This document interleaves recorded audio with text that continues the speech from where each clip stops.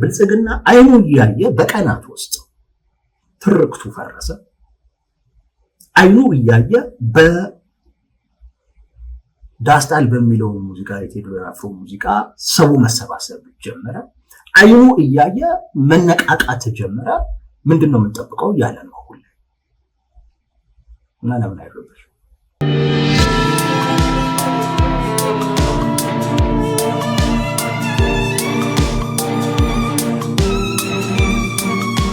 የቴዲ አፍሮ ሙዚቃ ብልጽግናን ምኑ ጋር ነው የነካው?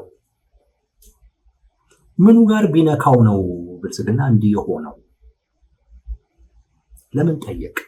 ራሱ ብልጽግናስ ምን ሆኖ ነው የሚለው መጀመሪያ እንመልስ። ቴዲ አፍሮ ሙዚቃውን ከማውጣቱ አስቀድሞ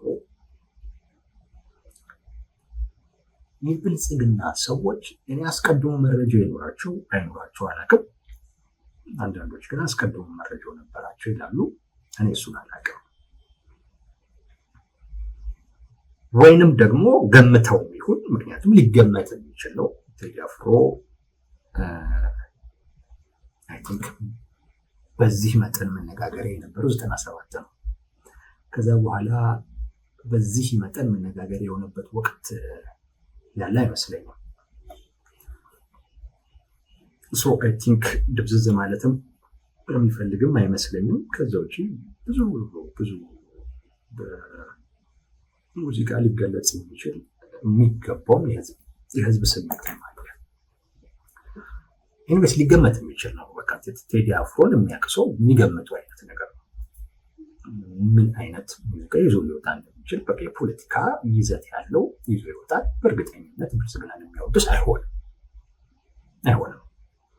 ብልጽግና ሳር ቅጠሉ በሚያወድሰው ወቅት ላይ ወጥቶ ያላወደሰ ሰው እንዲሁም መልካም ምኞቱን ከመግለጽ ውጪ ሌላ ነገር ያላደረገ ሰው አሁን ከ8 ዓመት በኋላ ህዝቡ የመኖር ዋስትና አጥቶ የህልውና ጥያቄ ውስጥ እያንዳንዱ ግለሰብ በገባበት በዚህ ወቅት ላይ ብልጽግና ሊያወድስ የሚችል ሙዚቃ ቴዲ አፍሮ ይዞ ሊወጣ ይችላል።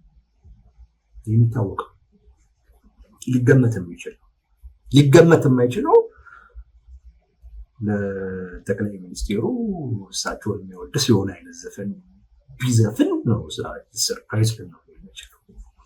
ሰው ተገማችም ስለሆነ ይሁን አናቅም ነው የሚላችሁ። መረጃው ኖሯቸው ይሁን አይሁን አናቅም። አይ ያው ቴዲ አፍሮ ነው ምን አይነት ዘፈን ሊዘፍን እንደሚችል ይታወቃል ከ8 ዓመት በኋላ። እሱንም ገምተው ይሁን አይሁን አናቅም። ግን ሙዚቃው ገና ከመውጣቱ በፊት ዘመቻ የተከፈተበት ሙዚቃ ከመጀመሩ ገና አልበሙ ከመውጣቱ በፊት ዘመቻ በመክፈት ብቻ አላበቃ ማለት ሲተነኩሱት ነበር፣ ፕሮቮክስ ያደርጉት ነበር። እኔ እንደውም ምናልባት የተወው ሙዚቃ ሁሉ ካለ ምናልባት ሊያስገባው ሁሉ ይችላል ብዬ አስቤያለሁ። እውነት ለመናገር ትንኮሳውን ሳየው ምናልባት እንደው ብዙ መንግስትና ልጫ ነው እስቲ ምናምን ብሎ ሊጮህ የሚችል ግን ባላጮህ ጥሩ ነው የሚለው ዘፈን ካለ ምናልባት ቴዲ እንደው ሊያስገባው ሁሉ ይችላል በዚህ ትንኮሳው ሁሉ ብዬ ገምቻለሁ። እና ትንኮሳው በጣም ይበዛ ነው። ከዛም ሁሉ አልፎ ማለት ትልልቅ ሰዎች ለዚሁ ስልጣን ላይ ያሉ የብልጽግና ተወዳዳሪዎች በአሁኑ ምርጫ ላይ በሙያቸውም አርቲስት የሆኑ ሰዎች በእነሱ ነው ዘመቻ ያስከፈቱበት። ቀጥሎ ጋዜጣዊ መግለጫውን ከለከሉ። አልበሙም ወጣ። አልበሙም ደግሞ ከወጣ በኋላ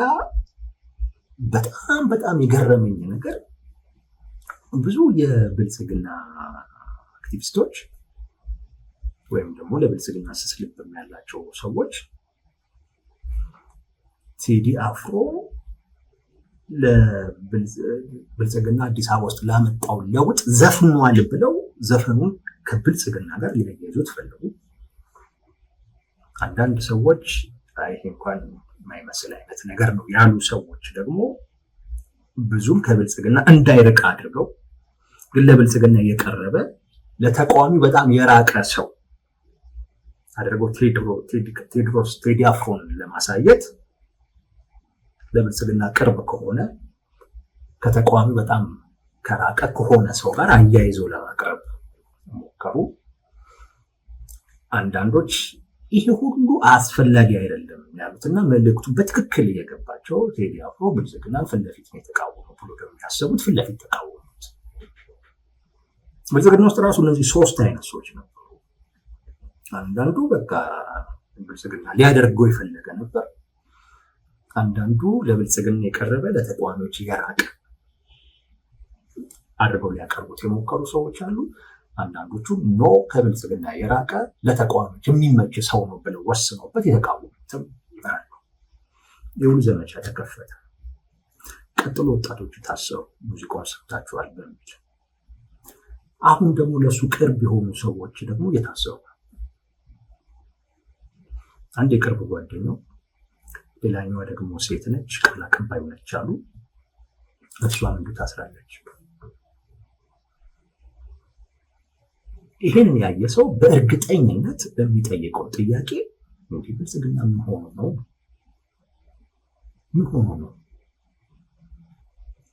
ማለት ለሱ የሚስማማ ሙዚቃ ወይም ዘፈን ባይዘፍንስ ግዴታው እኮ አይደለም። ቴዲ አፍሮ ግዴታው እኮ አይደለም ማለት ይሄን ያክል ምኑ ቢነካ ነው እንደዚህ አይነት መረበሽ ውስጥ የገባው? እንዲህ አይነት መዝረክረክ ውስጥ የገባው ምንድን ቢሆን ነው? ምኑ ቢነካ ነው ብሎ የሚጠይቅ ብዙ ሰው ነው ያለው። ከነዛ ጠያቂዎች ውስጥ አንዱ ምን ሆኖ ነው እንደዚህ አይነት መዝረክረክ? አንዴ እኛ ነው፣ አንዴ ከሊን ነው የሚመስለው፣ አንዴ በዛ ሄዷል፣ እንደገና ሰዎችን ማሰር በቃ ቆም ወደ እሱ ሊያስሩት ነው የሚል አይነት ነገር ነው እየተነሳ ያለው። ሊያስሩትም ይችላሉ ነገራችን ላይ ይታወቃል። ይህን ጥያቄ እንድንጠይቅ ያደረገን ይሄ ነው። በብልጽግና ውስጥ መረጋጋት የለም፣ መረጋጋት የለም። በጣም መረበሽ ይታያል፣ በጣም መዝረክረክ ይታያል። ጠቅላይ ሚኒስትሩ ከአንዴም ሁለት ጊዜ ወጥተው አልቃሻዎች፣ ጨዋሂዎች፣ ቆሻሻ የምትወዱ ቁራዎች ብለው እስከ መሳደብ ሁሉ ደርሰዋል። ምንድነው? ምንድናቸውን የተነካው? እንዲህ በጣም መጠየቅ ያለበት ጥያቄ ነው። ምን ሆነው ነው? እንዲህ ከዚህ ከፍ ያለ ነገር ቢመጣ ምን ሊፈጠር ነው? በነገራችን ላይ ሰው እየጠየቀ ያለው ጥያቄ ነው።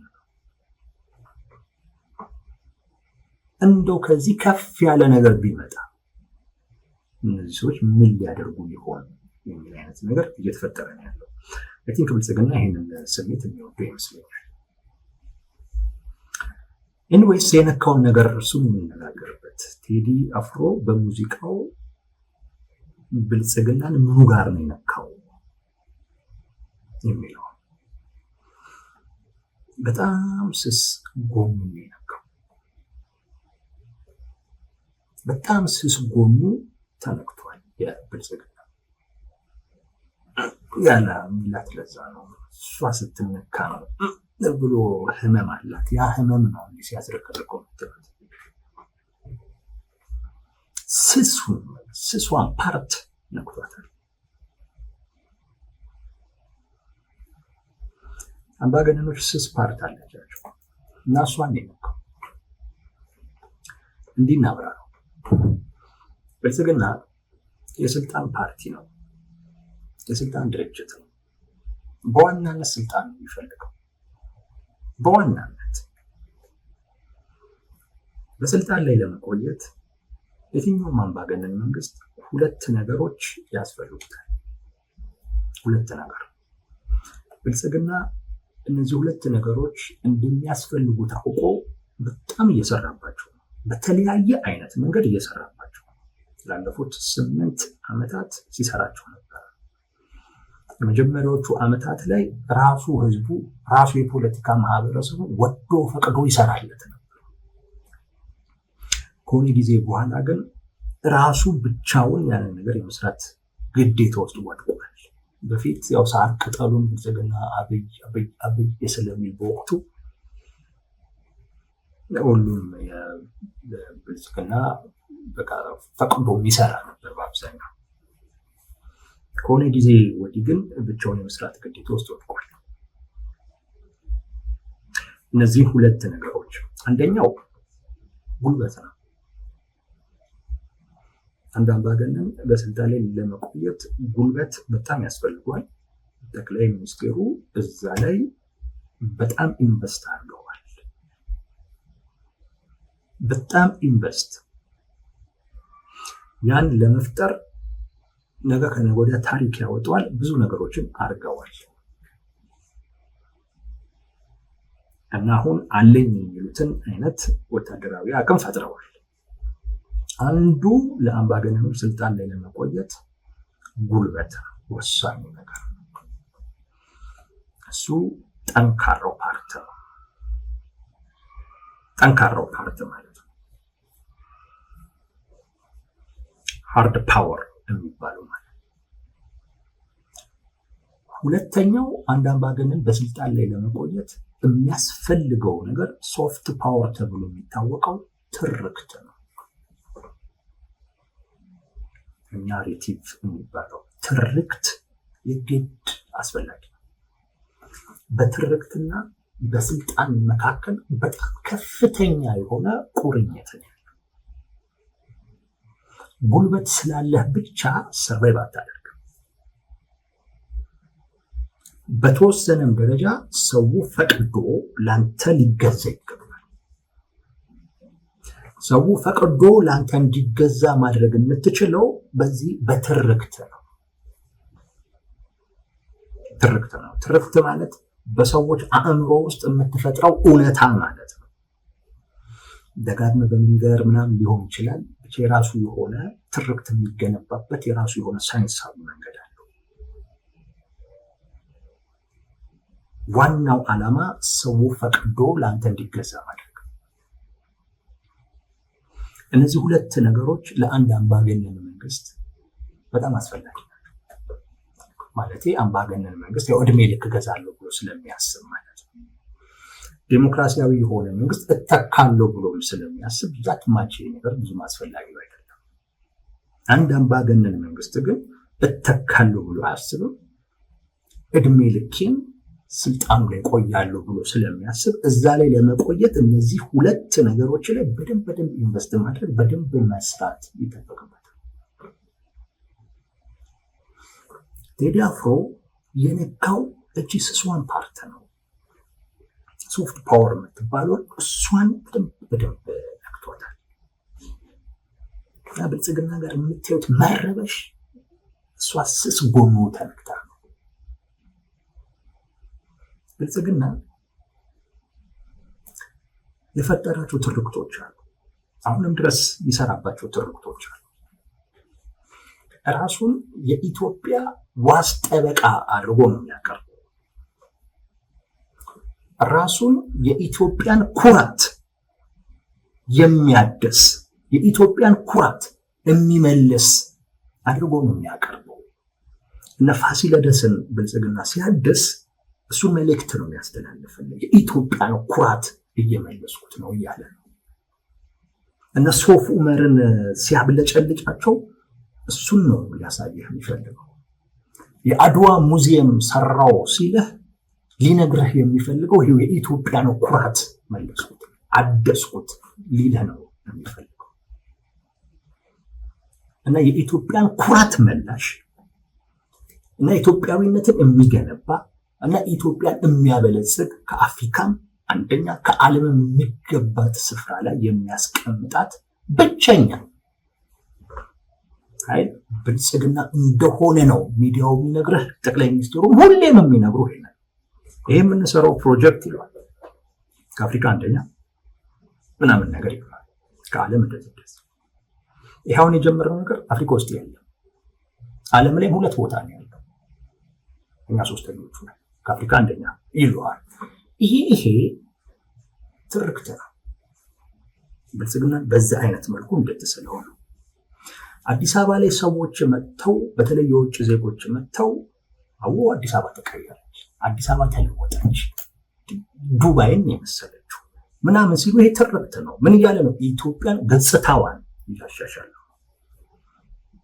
እንዳለ አዲስ አበባ ላይ ምናምን የተሰሩት ነገሮች ለትርክት ነው፣ ለታይታ ነው። ጥሩ ነው ይሁን።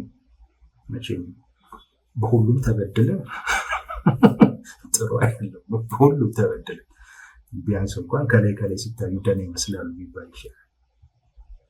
ለታይታ መኖር አንድ ነገር ለትርክት ነው፣ ለትርክት ግንባታ ነው። አዲስ አበባ ኢትዮጵያ ገጽታዋን የአውሮፓን የምትመስል ሀገር፣ ዱባይን የምትመስል ሀገር ሲሉ መሪዎች፣ የውጭ ሰዎች ምናምን ሲሉ ይህን በደንብ ያሰሙሃል። ምን እያደረጓት ነው? ኢትዮጵያን እያሳደጓት ነው። ይህንን ነው የሚነግሩ። ኢትዮጵያ በጠላት ተከባለች፣ ሊያፈርሷት ነው። የውጭ ባዳ የውስጥ ባንዳ ምናምን ሲሉ የኢትዮጵያ ዋስ ጠበቃ እኛ ነን ይላሉ። ሌላው ምንድን ነው? ወይ ከባዳ ጋር የሚሰራ ባንዳ ነው። ለዛ ደግሞ አብዛኛው ኢትዮጵያ ውስጥ ያለ ተቃዋሚ በተለይ ኢትዮጵያኒስት ነኝ የሚለው አካል አክራሪ ከሚባሉ ብሔርተኛ ኃይሎች ጋር ሁሉ ኢትዮጵያን ለማዳን አብረን እንሰራለን ሲሉ ደግሞ ወደባ ግዘውታል። አይገናኙም። ተገንጥዬ ሀገር መሆን እፈልጋለሁ ከሚል አካል ጋር ኢትዮጵያን ለማዳን በፍጹም መስራት አይቻልም። በፍጹም ኢትዮጵያዊ ናቸው። አዎ፣ ግን ኢትዮጵያን ለማዳን የምትሰራው ኢትዮጵያን ለማዳን ፍላጎት ካለው አካል ጋር ብቻ ነው። ኢንተረስትህ የኢትዮጵያን ፈርሳ ቢሆን ሀገር መሆን ከሚፈልገው አካል ጋር እንዴት ብለህ አብረን ልትሰራ እንደምችል አይገባም። ግን ብልጽግናን አግዞታል። ይዋቸው ለኢትዮጵያ ያሉና እንታገላለን ይላሉ። ነገር ግን ከሻዕቢያ ጋር ግንኙነት ካላቸው ከምናምን ጋር ነው የሚሰሩት ይላል። አግዘውታል ልላችሁ ፈልጌ ነው። እና ብቸኛ የኢትዮጵያ ዋስ ጠበቃ፣ ብቸኛ ኢትዮጵያን የሚያበለጽግ አካል፣ ብቸኛ የኢትዮጵያን ኩራት የሚመልስ አካል፣ ኢትዮጵያ ላይ የነበረን ቆሻሻ የሚያጸዳ የሚያራግፍ አካል ብልጽግና ነው። ቤተ መንግስቱን አጽድተው ና ያው የሚሉ ለዛም ጭምር ነው። እዚህ ጋር አቧራ ነበረ። ማን አራግፈው? ጠቅላይ ሚኒስትሩ አራግፈውት ይህን መሰለ ውበት ሰጡት ይባል። ለምንድን ነው? እሱ ትርክት ነው።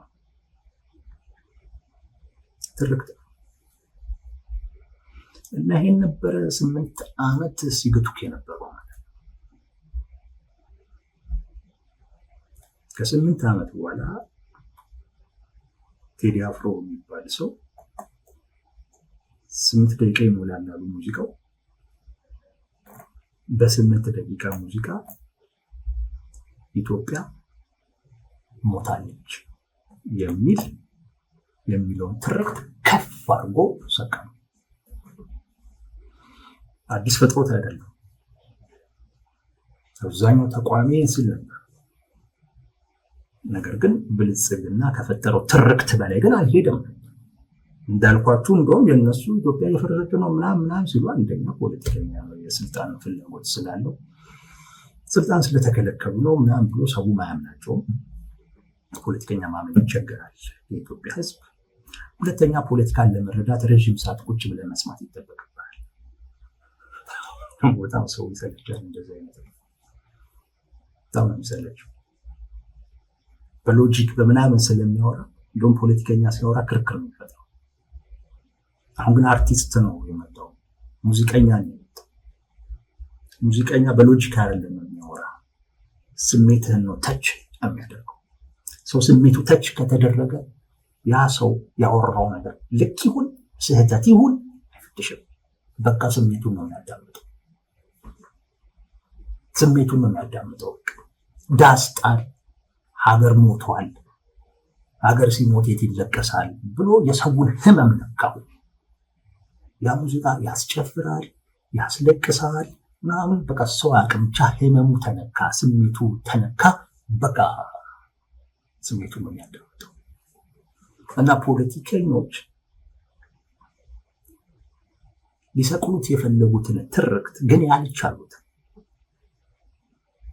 ቴዲ አፍሮ ብልጽግና ከፈጠረው ትርክት በላይ አርጎ ሰቀለው። ሙዚቃ ራሱ ፓወር አለው እንዳልኳችሁ፣ ስሜት ነው። አሁን የሙዚቃ ቴስት ሙዚቃ ወዳለሁ ግን ሙዚቀኛውን አልሰማም። ኖቹን ስነግራችሁ ሙዚቀኛውን አልሰማም። ያ ሙዚቃ የሚፈጥርብኝ ስሜት ነው እና ከራሴ ስሜት ጋር ነው ምዝናለው። አንዳንድ ሰው ደግሞ ሙዚቀኛውን በደንብ ይሰማል። የተለያየ ቴስት ነው ያለ እና ሙዚቃ የሰዎችን ስሜት ይነካል። ሰማኸው አልሰማኸው ራሱ ሙዚቃው ግጥሙ ዜማው ተዋህዶ ሲመጣ ጆሮህንም ስሜትህንም ነው የሚነካው። እዚህ ጋር በደንብ የሚሰማው ሰው ግጥሙን መስማት ይፈልጋል። እዚህ ጋር በደንብ የሚሰማው እዚህ ጋር በደንብ የሚበላው ሰው ደግሞ ስሜቱን ያዳምጣል። ሁለተኛ ነገር ዘፋኙ ቴዲ አፍሮ የሚባል ሰው ነው። ስም ያለው ነው። በጣም ተወዳጅ ኢትዮጵያ ውስጥ ቁጥር 1 ዘፋኝ ነው ይላሉ። እንደየምርጫችን ሊለያይ ይችላል። ብዙዎች በዛ ይስማማሉ። አይነኝ ብሎ ሲከራከረው ሰው ይቻላል።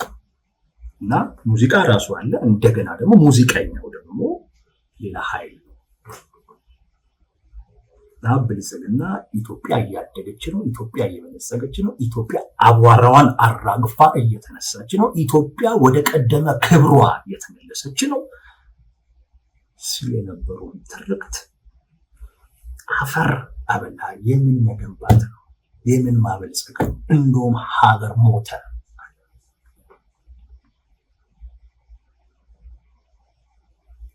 ይህን ብቻ ማለት እኮ አይደለም። ይሄ በቃ የብዙዎችን ልብ ነካ፣ የብዙዎችን ጆሮ ያዘ፣ የብዙዎችን አእምሮ ተቆጣጠረ። ሰው ይሄ ስሜት እንዲገለጥለት ይፈልግ ነበር።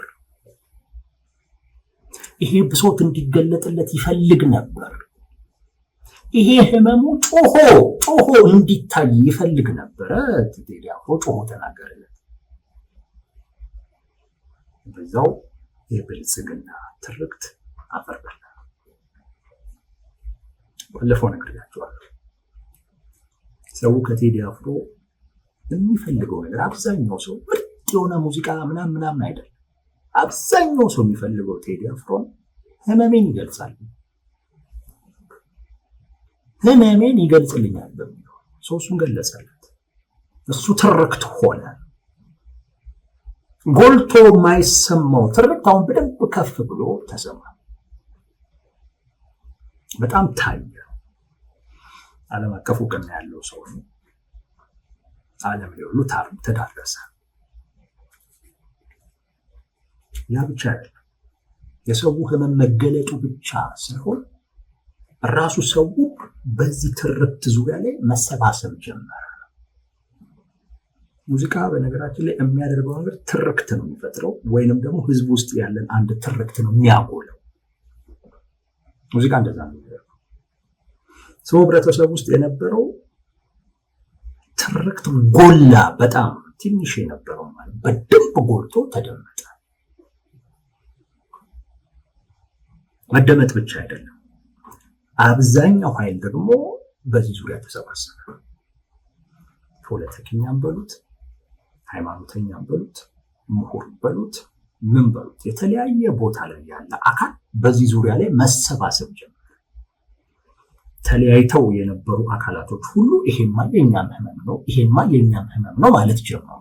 እንደኛ ቴዲ አፍሮ ሙዚቀኛ መሆኑ ጠቀመው። ፖለቲከኛ ቢሆን ኖሮ ስሙን ነበር የሚያጠፉት፣ ምክንያቱም ለስልጣን ስጋት መሆኑ ስለማይቀር። ግን ሙዚቀኛ ነው እሱ። ስለዚህ ያንዳንዱ ፖለቲከኛ ይሄማ የኛም ህመም ነው፣ ይሄማ የኛም ህመም ነው፣ ይሄማ የኛም ህመም ነው ማለት ጀመረ። ተሰባሰበ። ቲፒኤልኤፍ በለው፣ ኦላ በለው፣ ፋኖ በለው፣ ማንም በለው ተሰባሰበ በዚህ ትርክቱ ዙሪያ።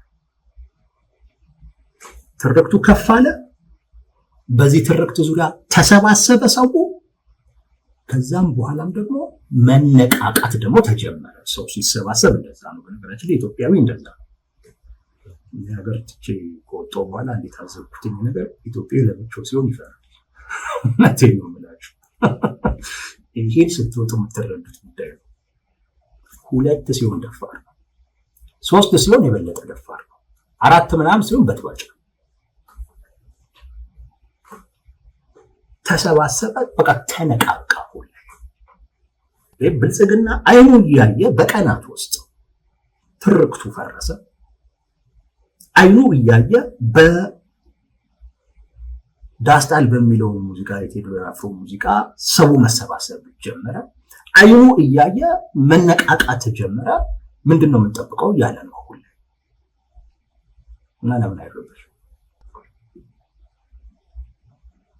ሶፍት ፓወሩ ተመታ፣ ስስ ፓወሩ ተመታ። ሰው እኮ ምንድነው ፈቅጄ አልገዛም እኮ ነው ያለው። ትርክት ማለት ሰው ፈቅዶ የሚገዛበት እሱ ተመታ። ያ ተመታ ማለት ምን እያለ ነው? ሰው ላንተ እኮ ፈቅጄ አይደለም የምገዛው እያለ እኛ ይህን ቋንቋ ማውጣት ጀመረ። ላንተ ፈቅደን አንገዛም። መች ሰማን? ሀገር ስታፈርስ ነው የከረምከው፣ ሀገር ስትገል ነው የከረምከው ማለት ጀመረ። ብልጽግና ተረበሸ። ስለዚህ ምን ማድረግ ጀመረ? ሃርድ ፓወር እሱን ይዞ መጣ ማለት። አሁን ሰው የብልጽግና ትርክት አይገዛም። ያ ማለት ለብልጽግና ፈቅዶ አይገዛም ማለት። ስለዚህ ምንድነው የሚያደርገው? ብልጽግና በኃይል ሊገዛ ይመጣል። ክሱ፣ እስሩ፣ ነገሮች የምታዩት ነገሮች በሙሉ ከዛ ጋር የተያዙ። ትርክቱ ነው የተመታው በቴዲ አፍሮ ሙዚቃ ነው። ትርክቱ ተመታ ማለት እና ቴዲ አፍሮ በሙዚቃው በኩል ያጎላውን ትርክት ሰው ገዛው ማለት ያ ሰው ምን እያለ መሰለህ? ለብልጽግና ላንተ በፍቃዴ አልገዛም የሚል ቋንቋ እያስተላለፈለት። ትርክት ማለት ምን ማለት ነው አልኳችሁ? ፈቅደህ የምትገዛበት እውነታ ማለት ነው። አሁን ብልጽግና ያስብ የነበረው ሌላው እንዳለ ብሔርተኛ ነው፣ ሀገር ሊያፈርስ ነው የሚፈልገው፣ ወይ ባንዳ ነው ወይ ደግሞ ባዳ ነው፣ እኛንን ለኢትዮጵያ አለኝታ ምናምን ብሎ ሰው ከኛ ውጭ አማራጭ የለውም፣ ለእኛ የሚገዛው በዚህ ፈቃድ ነው ብሎ ነው የሚያስበው። አሁን ግን ኖ ላንተ በፍቃዴ አልገዛም። ሌላ ትርክት አነሳ። ሌላ ትርክት የእሱ ህመም የሚገልጽ የብልጽግናን ትርክት የሚደፍቅ ሌላ አርማ ይዞ ወጣ። አንሳው ያለውም እሱን ይመስለኛል ቴዲ አፍሮ። አንዳንዶቻችሁ ሰንደቅ ዓላማን የሚመስላችሁ ግን የሚመስለኝ ቴዲ አፍሮ አንሳው ያለ ያንተን ህመም የሚገልጸውን አንተነትህን የሚገልጸውን ብልጽግና የፈጠረውን ሲሆን አንተነትህን የሚገልጸውን ትርክት አንሳ ይመስለኛል። ዘፈን ባልተረጉም ጥሩ ነው። ምክንያቱም ለተርጉሞ ለተንትነው ካልኩ በደንብ ልሄድበት እችላለሁ። ነገር አንሳው ግን ያለው እሱን ይመስለኛል። እኔ ብልጽግና አርማው ወደቀ። አሁን ህዝቡ ራሱን የሚገልጽ ህመሙን የሚገልጽ አርማ አነሳ። ያ አርማ መልእክቱ ግልጽ ነው። ላንተ ፈቅጄ አልገዛም። ጠቅላይ ሚኒስቴሩ ሲያዩ የሚታያቸው እሱ። ስለዚህ ምን አደረጉ እሳቸው? አሁን ህዝቡን ህዝቡ ለእሳቸው በፈቃዱ እንደማይገዛ አረጋገጡ። በቀናቶች ውስጥ ለምን ማድረግ ጀመሩ? ኃይል መጠቀም ተጀመረ። ሃርድ ፓወር የሚባለው ኮርሲቭ የሚባለው አስገዳጅ የሆኑ እርምጃዎችን መውሰድ። አሁን ዘማናችሁ ባዳ የሚባል ነገር ይነሳል። ምናልባት ከቴዲ አፍሮ ጋር ሊለጠፍበትም ይችላል። በነገራችን ላይ በሙዚቃም ሌላ አይነት ትርክት ለመፍጠር ተሞክሯል። ማን ነበር ሀገር ገዳይ፣ ማን ነበር ሀገር አዳኝ የሚል ማለት ነው። እኛ አዳኝ እናንተ ገዳይ የሚል ሌላ ትርክት ተፈጥሯል። ለመፍጠር ሙከራ ተደርጓል። ይሄ ባንዳ የሚል ክስ ነው። ነገ ከነገ ወዲያ ምናልባት ካሰሩት አላውቅም ብቻ ግን እንደዛ ነው። የቴዲ አፍሮ ሙዚቃንም ሰምተዋል የተባሉ ሰዎችም የተከሰሱት በዚሁ ነው። ከባዳ ጋር ይሰራሉ፣ ባንዳ ናቸው ተብለው ነው። እና አንዱ ሃርድ ፓወሩ ይሄ ነው። መክሰስ፣ ማሸማቀቅ፣ መፈረጅ፣ ባንዳ ነህ አንተ፣ ባዳ ነህ አንተ ወደ ማለት ይኬዳል። ሁለተኛው እንዳልኳችሁ ጠንካራ ወደ ሆነው ሃርድ ፓወር መሸጋገር። እኛው ባዳ ተልእኮ ነው፣ ባንዳ ስለሆኑ ነው የሚል ክስ ይቀርባል። ከዛ ጠንካራ የሚባለው ሃርድ ፓወር የሚባለው መሸጋገር፣ ማስፈራራት። ጠቅላይ ሚኒስትሩ ከአንዴም ሁለቴም ሲያደርጉ ነበር፣ ሲያስፈራሩ ነበር። ማስፈራራት ብቻ አይደለም፣ ሲሳደቡ ነበር። እንነቅላችኋለን ሲሉ ነበር። ሸብረክ ምንል እንዳይመስላችሁ ሲሉ ነበር። የምን ጩኸት ነው? የምን ማለቃቀስ ነው? እኛ ንስር ነን፣ ጉልበት አለን፣ ከፍ ብለን በረን ከላይ ወደ ታች እንፈጠፍጣችኋለን እናንተ ቁራዎች ሲሉ ነበር። ላያችን ላይ እንወጣለን ብትሉ፣ እናወርዳችኋለን ብትሉ ላይ ወስደን ከላይ ነው የምንፈጠፍጣችሁ ነው እኮ የንስርና የቁራ ከዛ ነው የምንፈጠፍጣችሁ አይነት ነገር ነው። ማስፈራራት፣ ዛቻ ነው፣ ስድብ ነው። ሌሎችም ነገሮች ይደረጋሉ፣ ተደርገዋል። አዳዲስ ትርክቶችን መፍጠር ምን የሚል ቅድም እንዳልኳችሁ አዳዲስ ሙዚቃዎች ወጥተዋል።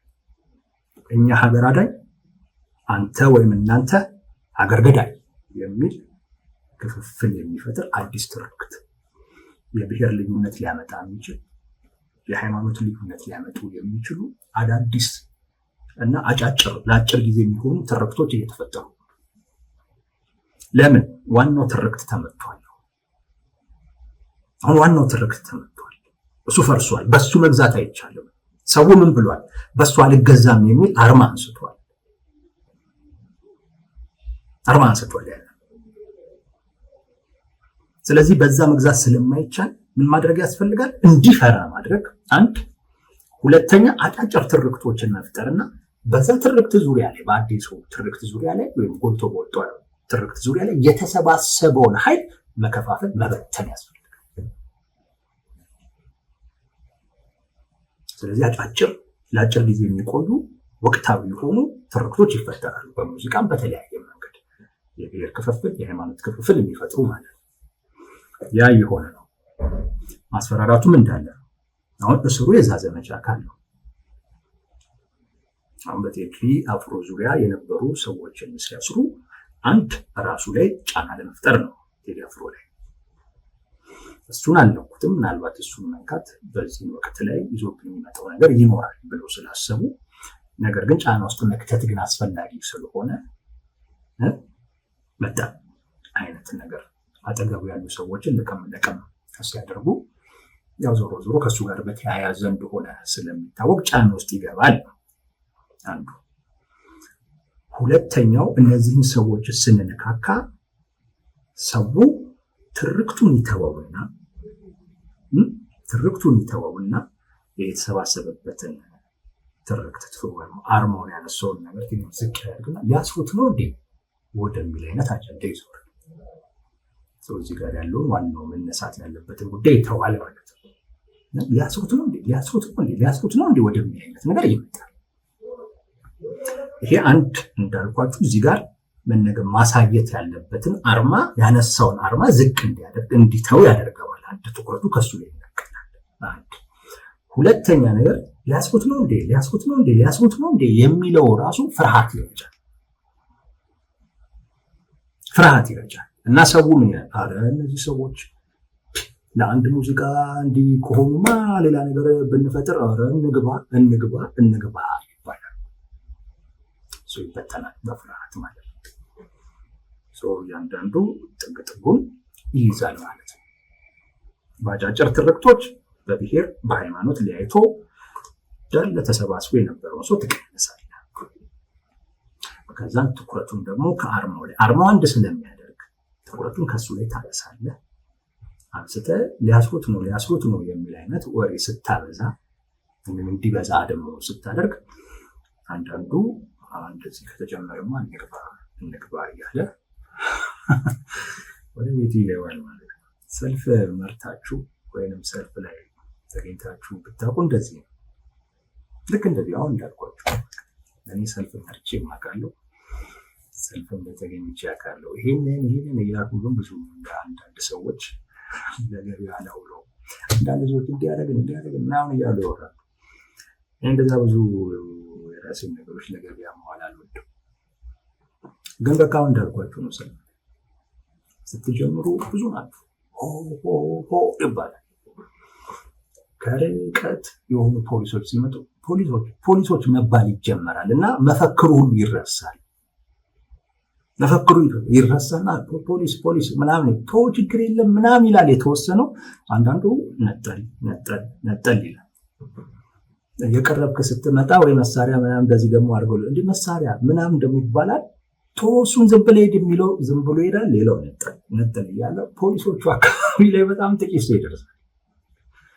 ያው እነሱም የሆነ ድምፅ ሲሰሙ ይበተናሉ አይነት ነገር ያንን ነው የተጠቀምነው።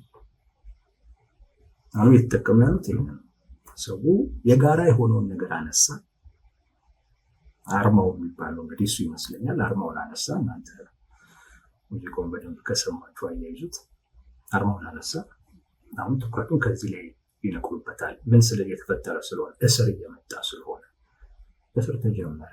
እስር እየታሰሩ ነው ሲባል አንዳንዱ በተን ወደ ማለት ይመጣል። ትኩረቱ ከዋናው አርማ ላይ ይነሳል ማለት ነው። ያንን ነው እያደረገ ያለው። ዋነኛው ዛሬ ልነግራችሁ የፈለኩት ነገር ቴዲ አፍሮ የነካው ስስ ፓወሩን ነው።